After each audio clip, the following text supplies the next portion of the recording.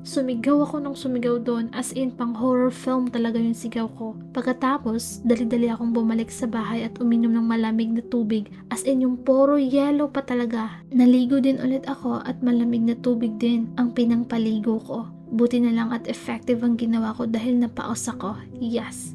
Habang nasa barko kami, tinatanong nila ako kung bakit daw ako napaos. Hindi ko naman ma-explain sa kanila kasi syempre paus ako.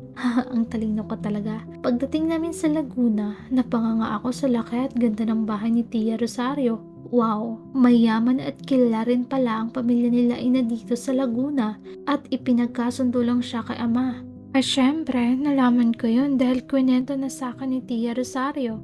Kakababa pa lang namin sa kalesa sa tapat ng bahay nila kanina, agad na niya kaming sinalubong at niyakap. Nagulat nga ako kasi tuwang-tuwa siya sa akin at dahil alam niya na malapit na akong ikasal, kwento niya ang arranged marriage ni Ina kay Ama at ang pagiging may bahay. Grabe, nai-stress ako sa mga nalalaman ko. May 8 anak din siya at halos may asawa na din. Mas matanda kasi siya kay Ina. Tinatanong din niya ako tungkol sa mga librong pinadala niya at nagkukwento din siya ng mga librong nabasa na niya. Well, buti na lang sulit ang pagpapapaos ko sa sarili ko at least safe ako sa mga tanong ni Tia Rosario. Kinagabihan, habang salo-salo kaming kumakain sa mesa, may dumating na isang sundalo na sobrang ganda ng forma. Wow! May inabot siyang isang napakagandang imbitasyon kay Tia Rosario na sobrang bongga. Napatalon sa tuwa si Tia Rosario nung mabasa niya yung nakasulat doon sa papel. Labis ang iyong saya, ano ba iyan? Tanong ni Ina. Nakangiti na din siya, mukhang nahawa siya sa excitement ni Tia Rosario. Ang pamilyang De La Cruz at Monte Carlos ay imbitado sa kaarawan ng Gobernador General. Bukas ng gabi sa palasyo ng Malacanang sa Maynila. Excited na sabi ni Tia Rosario at napatalon sila ni Ina. Grabe, parang bagets lang sila. Gosh, invited kami sa birthday celebration ng Gobernador General? OMG!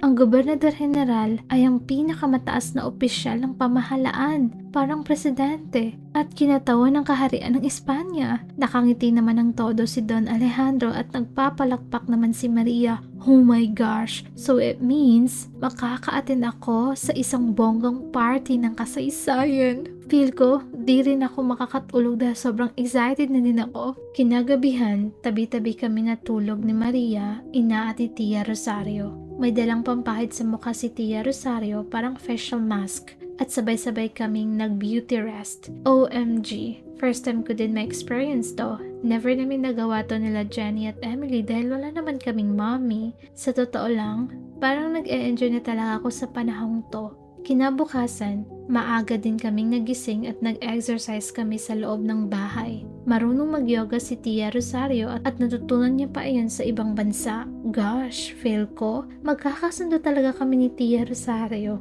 Pagkatapos naman ng tanghalian, nag-ayos at nagbihis na kami. Babiyahe pa kasi kami papuntang Maynila, pero okay lang, mas malapit naman ang Laguna kaysa sa San Alfonso. Isang kulay asol na barot saya ang suot ko ngayon at naka-braid ang buhok ko paikot sa ulo ko. Kulay dilaw na barot saya naman ang suot ni Maria at nakatali sa gilid ang kanyang buhok. Magka-ternong puting barong at barot saya naman ang suot ni Ama at ni Ina. Samantalang, kulay brown na barot saya naman ang suot ni Tia Rosario. Habang nasa biyahe kami, nakadungo lang ako sa bintana. Grabe, halos puro palayan at bakanting lupa pa talaga ang nadadaanan namin papuntang Maynila. Malinis at konti pa lang din ang tao. Hapon na kami nang nakarating sa Maynila. Dumaan muna kami sa Colegio de Santa Isabel para sunduin si Josefina. Hindi naman invited si Madam Olivia kaya hindi siya makakasama. Nang makita ko si Josefina, hindi ko alam pero bigla na lang akong napayakap kay Josefina nang makita ko siya. Gosh, grabe, na-miss ko siya. Habang tumatagal, nasasanay niya talaga ako sa buhay dito. Napapalapit na din ako sa mga tao dito kaya hindi ko alam kung kakayanin ko pa bang umalis. Kumusta na kayo? Aba, talagang pinaghahandaan mong okasyon na ito, Carmelita, ha? Pang-asar sa akin ni Josefina. Grabe, na-miss ko din yung pang-aasar niya. Magre-react sana ako kaso naalala ko na ang sakit pala ng lalamunan ko. Kaya si Ina na lang ang sumagot para sa akin. Siyempre, ito ata ang unang beses makadalo ni Carmelita sa kaarawan ng pinaka-punong kinatawan ng kaharian ng Espanya. Sabi ni Ina, napatango naman ako at feel ko mapupunit na din yung pisngi ko. Sobrang laki ng ngiti ko. I don't care kung magmukha akong prom day, pero hindi ko talaga ipagpapalit ang makasasayang pangyayaring ito sa buhay ko. Gosh, ma-experience ko to the highest level ang isang grand party ng mga noble class families ng buong bansa. I mean, Pilipinas. Carmelita, isara mo muna ang bintana. Suway sa akin ni Maria. Nakadungaw kasi ako kanina pa. Papasok na kami ngayon sa Malacanang Palace. Grabe, sobrang ganda pala talaga ng palasyo ng Malacanang sa panahong to. Wow! Pagtigil ng kalesa, naunang bumaba si Ama at inalalayan niya si Ina. Sumunod naman si Maria, Josefina at syempre sino pa ba ang bedang etsoserang lola niyo. Napatingala ako sa ganda ng Malacanang. Grabe, hindi ko na malaya na napatulala na pala ako at nakanganga na din yung bibig ko. Carmelita, tara na, bulong sa akin ni Maria. Buti na lang natauhan ako kagad. Wow! Ngayon ko lang napansin, naglalakad pala kami ngayon sa red carpet. Oh my gosh, feel ko, artista na ako.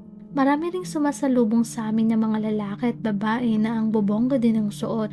Kahit hindi ko sila kilala, todo ngiti ako sa kanila at nakangiti din sila. Heist, ang sarap pala maging buhay mayaman. Pagbukas ng main door, may isang lalaking naka full black suit ang nag-announce ng pangalan namin. Kamahalan, narito na ang pamilyang Monte Carlos ng San Alfonso at pamilya de la Cruz ng Laguna. Sigaw niya at sabay na binuksan yung napakalaking pinto. OMG, grabe, nakakasilaw yung ganda at liwanag sa loob. Balot ng kulay ginto ang buong paligid. Napatulala din ako sa napakalaking chandelier na nakasabit sa pinakagitna ng kasame. Halos nakangiti at nakatingin sa amin ng mga tao sa loob habang nagpapalakpakan sila. Ang bubongga na ng suot nila lalo na yung mga babae. Shocks! Nakasunod lang ako kina Ama, Ina, Maria at Josefina at naglakad kami sa gitna. Gravity. Halatang manghang-mangha din sa amin yung mga iba pang mayayaman na bisita dito. Ilang sandali lang, napatigil na sila sa paglalakad. Nabangga ako sa likod ni Josefina. Carmelita, umayos ka. Bulong niya sa akin. Gosh, hindi ko kasi namalaya na nakatayo na pala kami sa tapat ng Gobernador General. Feliz cumpleaños. Happy birthday. Bati ni Ama sa Gobernador General. Sobrang puti niya. At puti na rin ang kanyang buhok at sobrang tangos din ang ilong niya at kulay brown talaga ang mata niya. Gracias por venir, mes amigos. Thank you for coming, my friends. Sagot nung Espanyol sa Gobernador General. Isa-isa naman kaming pinakilala ni Ama sa Gobernador General at nagbow naman kami. Kaso, ayokong sayangin ang pagkakataong to na titigan ang Gobernador General kaya tumingala ako. Nagulat naman ako nang bigla siyang tumingin sa akin at gumiti. Oh my gosh! Wrong move, Carmela. Wrong move. Buti na lang kinausap pa siya ni Ama kaya naging busy sila. Wow. Nagsimula nang ihanda yung mga pagkain at grabe. Parang nasa isang royal dinner ako. Sobrang sarap at ang mamahalin talaga ng mga pagkain inahanda. OMG, I love it na. Habang kumakain kami, nag-raise ng toast ang Gobernador General. Tinaas din ng lahat ang baso ng wine nila kaya nakijoin din ako. May sinasabi yung Gobernador General pero hindi ko maintindihan kasi nag-i-Spanish siya. Shucks! Nakita ko namang tumatawa silang lahat lalo na sila Ama, Ina, Maria at Josefina. Gosh! Oo nga pala, nakakaintindi silang lahat ng Spanish. Napatingin naman sa akin si Maria. Ayos ka lang, Carmelita? Tanong niya. Napansin niya siguro na ako lang yung hindi natatawa sa sinabi ng Gobernador General.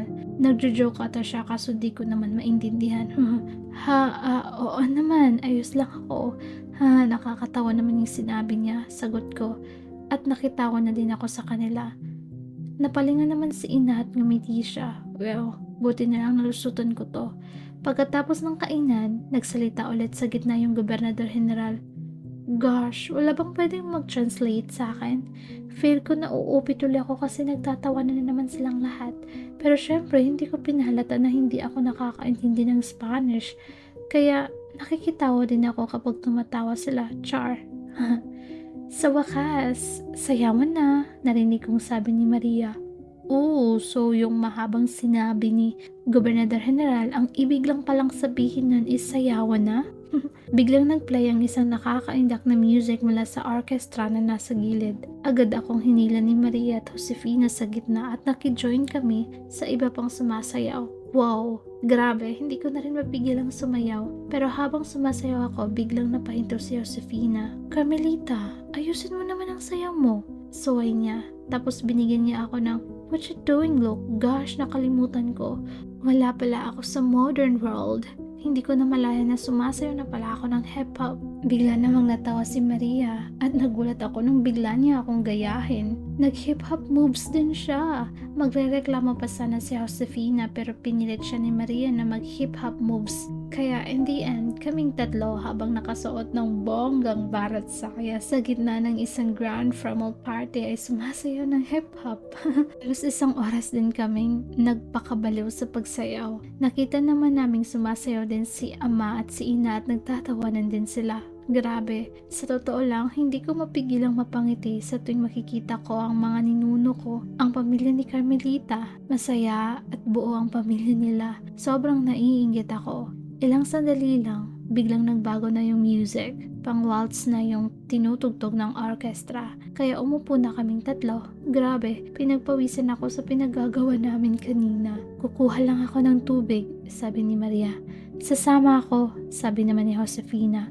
Gusto ko sanang sumama kaso nung tinawag ko sila walang boses na lumalabas sa bibig ko. Gosh, paus pa rin pala ako. Kaya naiwan tuloy ako sa upuan namin mag-isa. Well, iinumin ko na lang sana yung isang baso ng red wine na nasa tabi ko kaya lang biglang may nagsalita mula sa likuran ko. Bakit mag-isa ka na naman? Narinig ko ang isang pamilyar na boses. Paglingon ko sa likod, hindi nga ako nagkamali. Nasa likod ko ngayon si Juanito. Nananaginip lang ba ako? Buti na lang nandito na ulit ako. Sasamahan kita. Sabi pa niya sabay ngiti. Sa totoo lang, namiss ko yung ngiti niyang yun. Nagulat ako nang ilahad niya yung palad niya sa tapat ko. Binibinging Carmelita, maaari ba kitang maisayaw? Tugon niya pa habang nakalahad pa rin yung palad niya sa tapat ko. Hawakan mo ang kamay ko nang napakahigpit. Pakinggan mo ang tinig ko. Di mo ba pansin na ikaw at ako?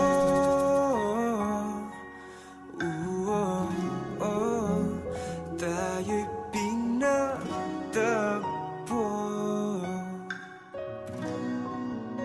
Ikaw at ako.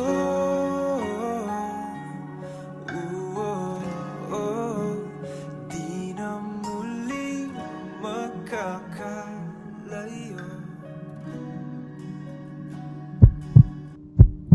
Napatitig lang ako sa kamay niya. Dear Diary, sa totoo lang natatakot ako. Natatakot ako na sa oras na hawakan ko ang kamay niya, alam ko sa sarili ko na hindi na ako makakabitaw pa. Nangangamba